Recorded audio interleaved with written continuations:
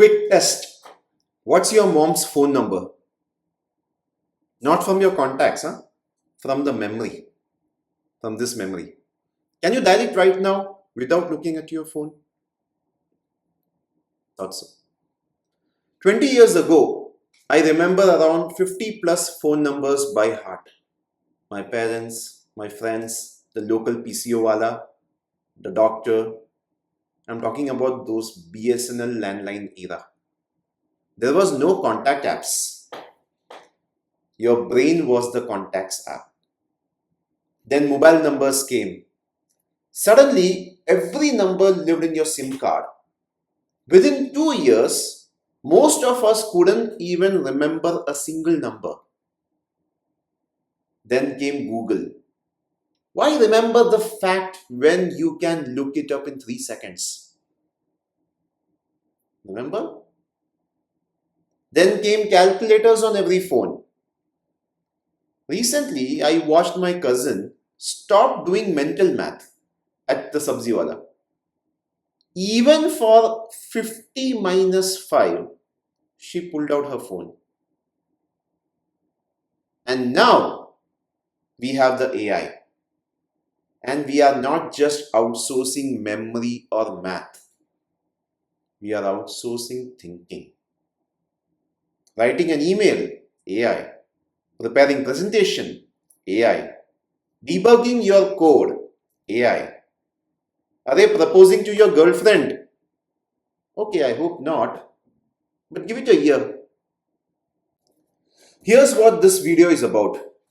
I'm going to show you real data, peer-reviewed studies from Anthropic, Microsoft, Columbia University that proves AI is measurably changing how our brains work. Not in theory, in experiments, with numbers. But this is not an anti-AI video. I teach AI for a living. I love this technology. I use it every day. This is a video about intentional use. Because there's a difference between AI making you more capable versus AI making you more dependent. And the line between the two is thinner than you think.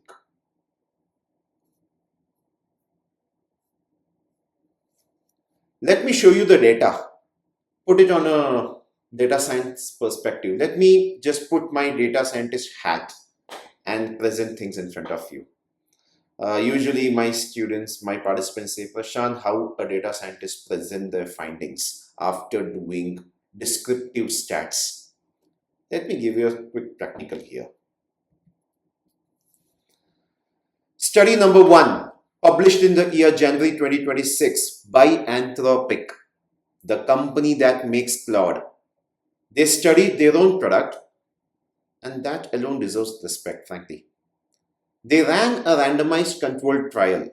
52 software developers split into 2 groups. One coded with AI assistant, one coded by hand. Both groups learned the same new Python library. Then both took the same quiz. And the results in front of you. The AI group scored 50% on the mastery quiz. The hand coding group scored 67%. That's a 17% point gap, the equivalent of nearly 2-letter grades. Statistically significant. But here's the deal that could scare every developer watching this. The biggest gap was in debugging, the single most important skill for working with AI-generated code.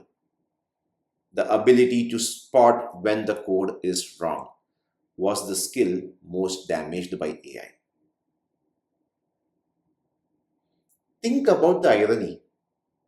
As more code gets written by AI, the ability to catch errors in AI written code becomes more important. But using AI to write the code makes you worse at catching those errors. Not everyone who used AI scored low. The researchers found some distinct patterns. The people who scored poorly, they delegated everything to AI. It's like copy, paste, ship. Let me just give you a silver lining. Not everyone who used AI scored low. The researchers found distinct patterns. The people who scored poorly, they delegated everything to AI. Copy, paste, ship. The people who scored high, despite using AI, they used AI differently. They asked follow-up questions, they requested explanations, they coded independently and used AI to verify their understanding. What's the conclusion here? It's not whether you use AI, it's how. Study number 2, Microsoft Research and Carnegie Mellon University's data. In the year 2025, 319 knowledge workers, 936 real-world examples of using AI at work. The headline finding, for 40% of their tasks, workers reported using zero critical thinking. Understand, 4 out of 10 tasks, they just took whatever AI gave them and moved on. But the insight is deeper than that. The researchers found a clear pattern. The more confident a worker was in AI's ability to do a task, the less critical thinking they applied. In other words, as you trust AI more, you think less. And here's the quote that should be printed on every office wall. A key irony of automation is by mechanizing routine tasks and leaving exception handling to a human user.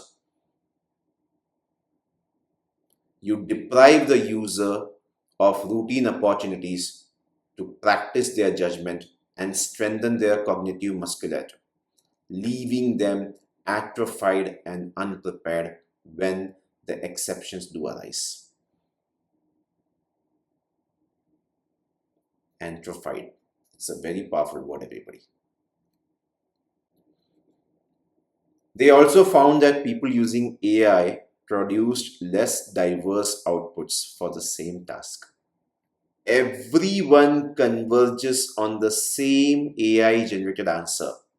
So we are not just thinking less, we are thinking the same way.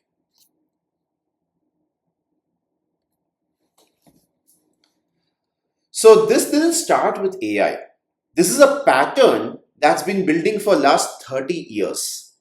Let me walk you through the cognitive offloading timeline. This is what I call here. Era number 1, the Phonebook era. Remember? BSNL landlines, no caller ID, no contact list. Your brain stored 10 to 15 phone numbers. You dialed from memory every single day. That was your cognitive workout. Also, you used to maintain a small phone diary, something like this, a small phone diary where you used to write the numbers. Everything was your cognitive workout. And this I'm talking about the Phonebook era in 1990s.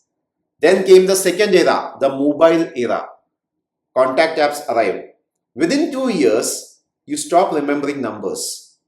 And this is not me. That is saying by emotion. I'm still a data scientist. Columbia University's famous 2011's study proved, in fact, this is called as the Google effect. We forgot things we know we can look up. We don't remember the information anymore. We remember where to find it. Sad, na? Era 3, the calculator era. Early 2010s. Every phone has a calculator. Mental math disappears. Discounting 20% on 450 rupees at a vegetable market, 360. But you pulled out your phone anyway, right? Not because you can't do it, Because you stopped trusting yourself to do it. Happened, no? Sometimes when we are in front of the billing counter, we are mentally thinking, let's ask him her discount. Okay, the bill is 1500, 10%. How much it will be? You will know it's 150. And you will know 1500 minus 150. But you will doubt yourself and you will take the mobile phone for double confirmation. Happened with most of the people, right? Don't lie, huh? Then came the GPS era. Once again in 2010s. Google Maps, navigation for everything.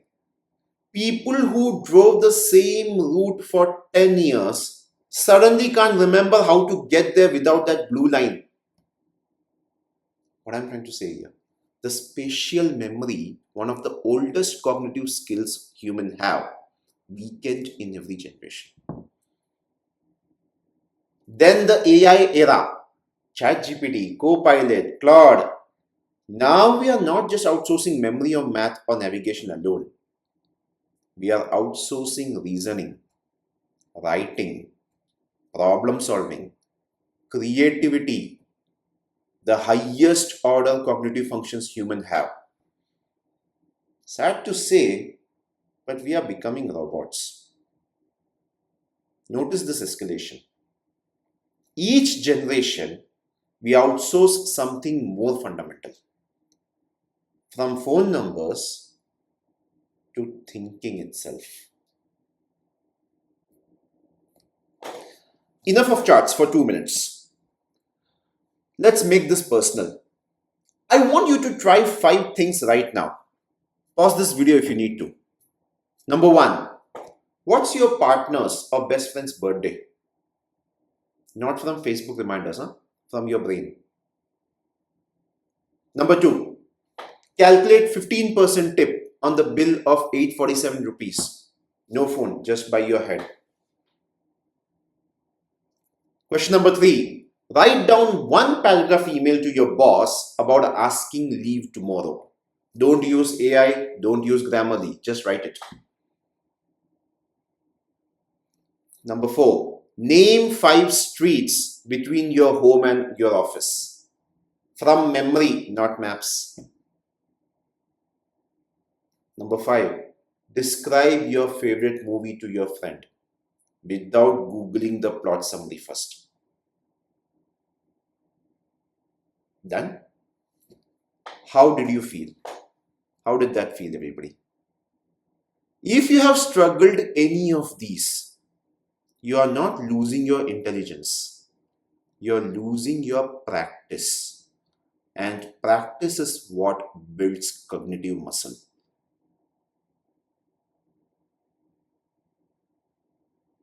You know what? I honestly struggled with this mental math one, 15% tip on 847 because it was not a round number. I personally struggled a lot. So what's the solution? But before I jump into solution, let me just address or talk about the elephant in the room. So now let's talk about the elephant in the room for developers, vibe coding. Vibe coding is when you describe what you want in natural language and let AI write all the code. You don't understand the code. You don't need to. You just describe the vibe and the AI delivers. It's seductive, yes, and it's fast.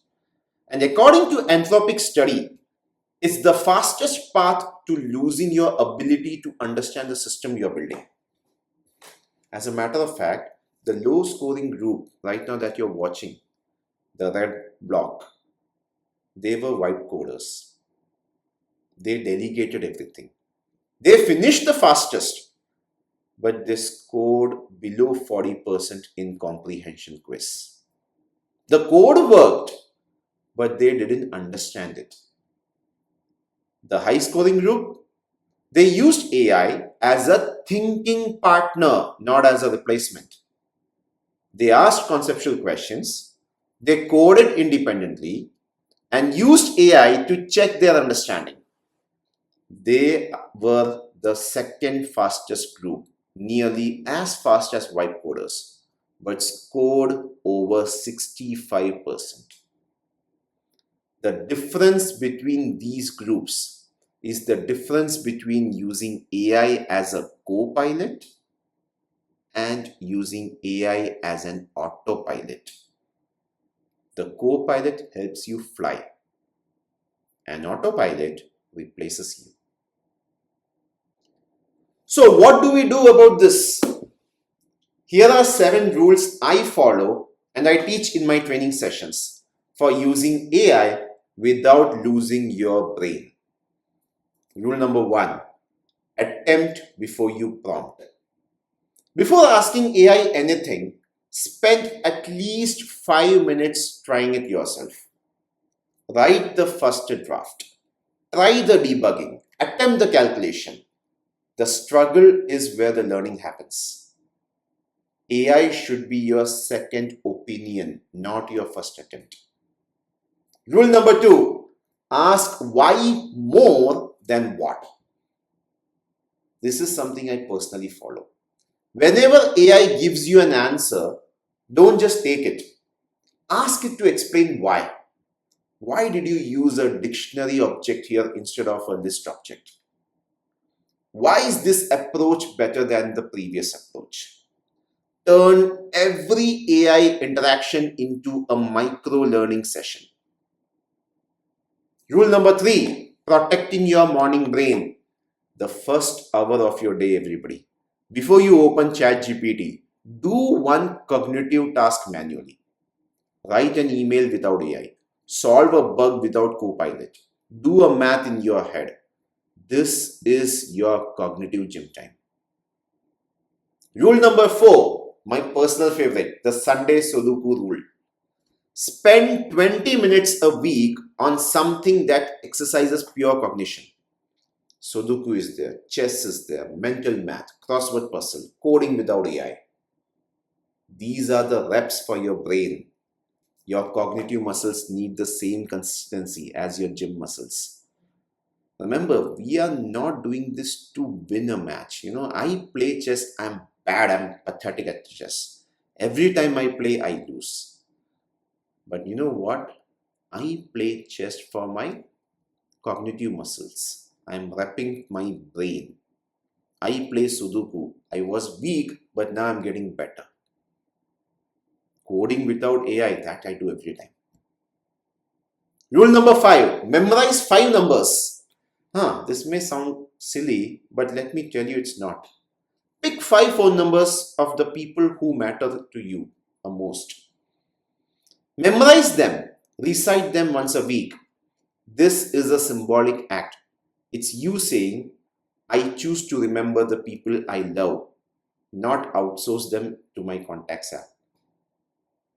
Rule number 6, navigate without GPS once a week. This is something I do every time. Pick one drive. You commute, anything, a trip to your market. For example, what I do, from my room to my office, I make a note of everything. How many junction points are there? Which junction point? Where is my tea shop? So usually every morning I pass through the same junction point. I have around 1, 2, 3, 4, 5, 6, 7. 7 junction points are there. Out of which I remember 4 junction points where exactly in that position I see the same tea shop, same person. As a matter of fact, some days that specific guy is not there. My brain subconsciously detects that anomaly now. What is happening here? When you're doing this navigation without GPS, when you're doing this exercise, your spatial reasoning is getting activated in your mind. Spatial reasoning is one of the oldest and very powerful reasoning method of our human brain, and this should not be vanished. Use your memory, use landmarks, use spatial reasoning. Remember, your hippocampus will thank you. Just search what is hippocampus. Rule number 7, review AI output like a senior engineer. Never ship AI generated code without a manual review. Read every line of code AI writes. Edit every paragraph AI draft. Not because AI is bad, but because your understanding matters. The review is learning.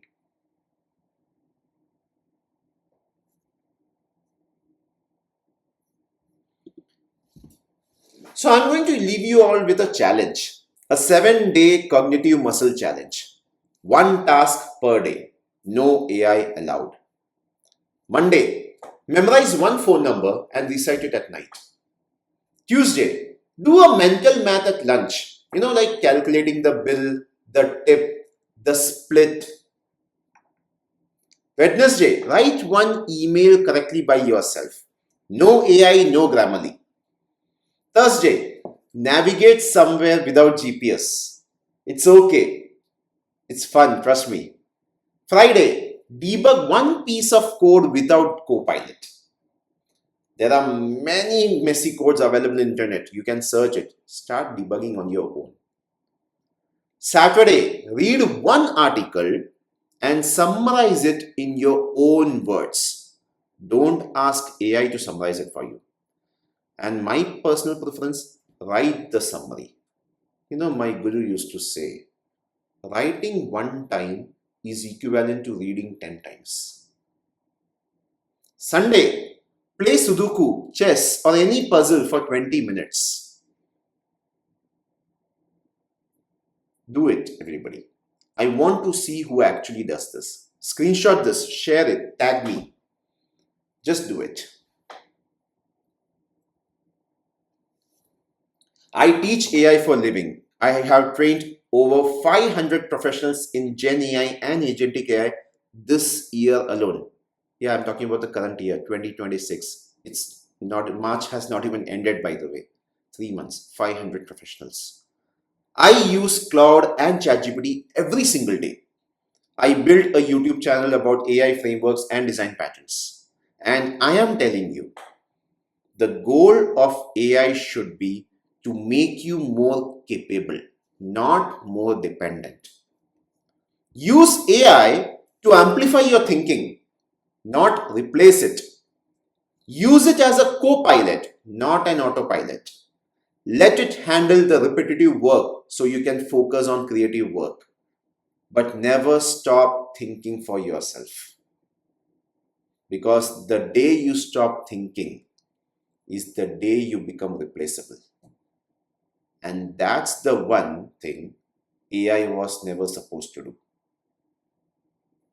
In this video, I just try to convey my indirect message to you. Hope you all like it. If this video made you think even a little, share it to someone who needs to hear it. Subscribe for more, everybody, and go and memorize your mom's phone number. I'll see you all in the next one. Bye-bye.